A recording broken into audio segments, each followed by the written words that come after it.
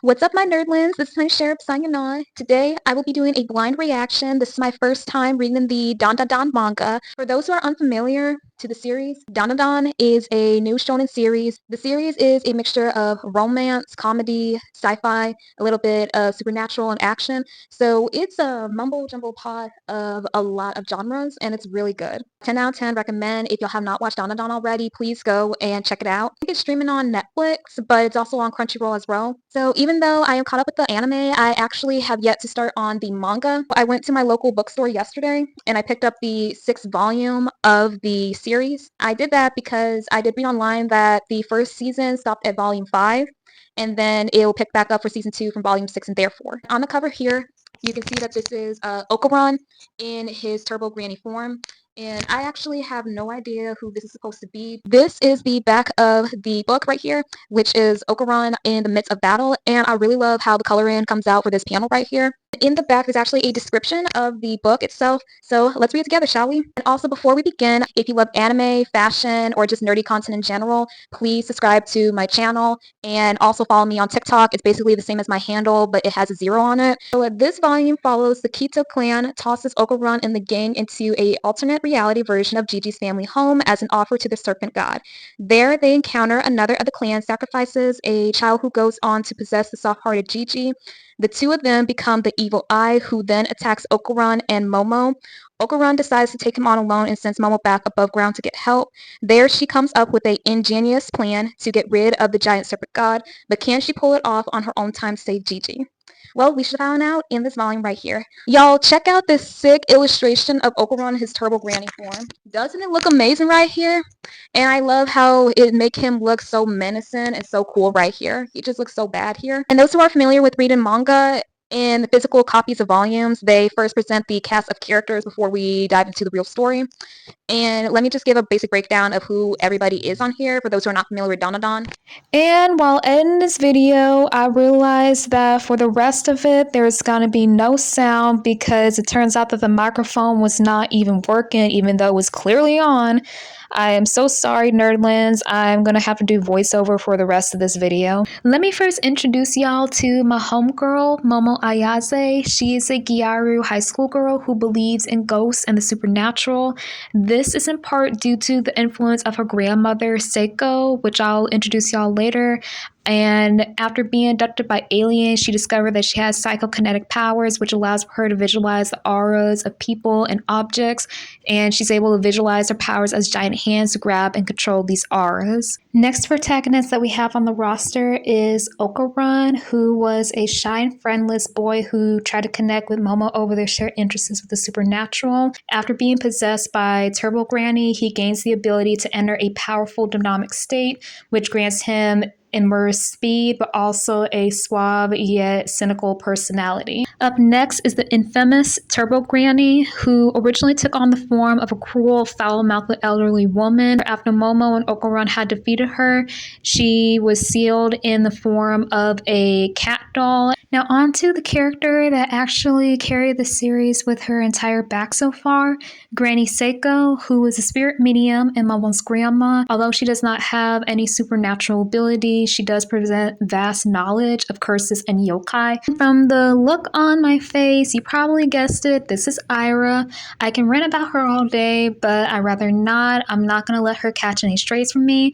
But basically, she's a school idol of Kami High. She puts on a persona of being a bimbo, but she's actually very vain and have a hero complex. After an encounter with one of the demons that Okarun and Momo ran into, she gained some supernatural abilities. The last character from the main cast, his name is Jin and Joji, or he goes by the nickname of Jiji. He is Momo's childhood friend and first love until he began to bully her a little bit over her grandma's rituals for her. However, after an incident with his parents parents being hospitalized by the result of his house being haunted and possessed. He moves in with Momo and Seiko before transferring over to their high school and joining her class. Although he is an athletic jock, he's actually very eccentric and he's very positive. He eventually does apologize for his behavior, how he treated Momo when they were children, which caused for him and Momo to rekindle their friendship. And there was a little bit of some one-side jealousy from Okarun because he has a crush on Momo, of course.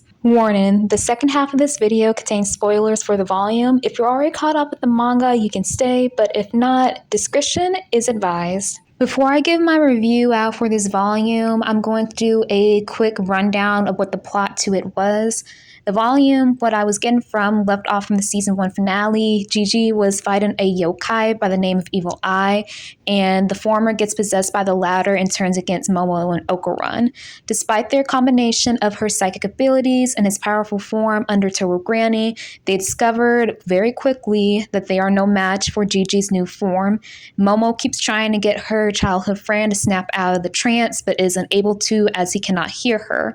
On top of that, the duo still needs to deal with a large worm. She had to handle Jiji on her own with his newfound abilities of being athletic. To add that on, apparently Okarun was dealing with the worm on his own. In her cat form, turbogranny, being turbogranny, was more of a witness rather than additional help. That's very typical of her. Although Momo gets quickly defeated by Evileye, Okarun comes to the rescue. He at least managed to get Momo out from the cursed house before it was too late. She tried to build a rope to get out, but wasn't able to create one that was long enough, so instead, she takes the drastic route on burning the house down. In addition, she takes a stone to make 2 birds by soaking the water from the fire department's hose and luring the worm into its fate, being that it was weak to sunlight. The Kito family, that what it looked like was ate earlier from the worm, emerged from it unfazed, and as Okarun continues to battle Jiji, Momo is currently dealing with a volcano eruption, threatening to wipe an entire town out. Luckily, some allies, including aliens and the baddie herself, Granny Seiko, comes to save the day, eventually defeating Evileye, and Jiji returns back to his goofy self. Now it is time to speak upon my final thoughts after reading this volume. I found it very fast-paced, not in a bad way. It was not to a point where it felt like it was rushed. I actually do kind of miss when older shonen series had fights that lasted longer than 1 volume, but I do like how modern shonens tend to resolve matters more quickly so it doesn't feel like it's more of a drag. With the direction that the mangaka was going for with dandadan, they were able to write the fighting scenes rather quickly, yet at a very enjoyable rate. I also love how there is hardly any fan service in this volume. I don't have a problem with fan service in itself, but I did feel like for season 1, it was just too over the top for me. I did hear that from season 2 and onwards, including the feature arcs of the manga, that they are going to turn certain fan service moments down, which I think is better because I don't really feel that the fan service is necessary for the series. All the characters, excluding Aira, of course, were given the spotlight equally to shine and showcase what they brought to the table. All their personalities are just so unique, and yet again, I love their designs, especially Momo's because I love Gyaru culture, and Seiko's because she's a queen herself, okay? An honorable mention to Jiji's while he was under possession of Evileye. I thought that the design was like really cool, and the mangaka ate for that. The fighting scenes are the best I had seen yet for this series, especially when they were displayed on the double spreads. My goodness. Then, of course, the art style was amazing. I just love how the mangaka blends in typical shonen art style that you would see in other manga series, and they also add their own comedic elements to the designs. It's perfect to set the tone for dandadan, a series that is both a mixture of a dark action comedy. Speaking of, I did notice though how there was less humor present in this volume, aside from, of course, turbogranny being cranky, Jiji acting a fool, and Momo and and Aira beefing on the regular. Even so, it didn't manage to get too dark, rather focusing on the action and character interactions between the main squad. It was fun to read and witness the wacky greatness of Dandadan. It just feels like with each chapter, the series just gets better and better. I'm hoping that it keeps that way by the time that the final arc is released.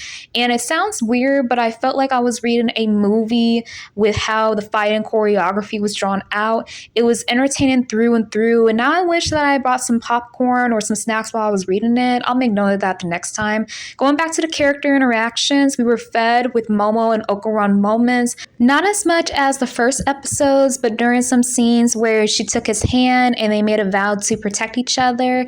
And if these two do not end up together by the last chapter, I don't know what I would do.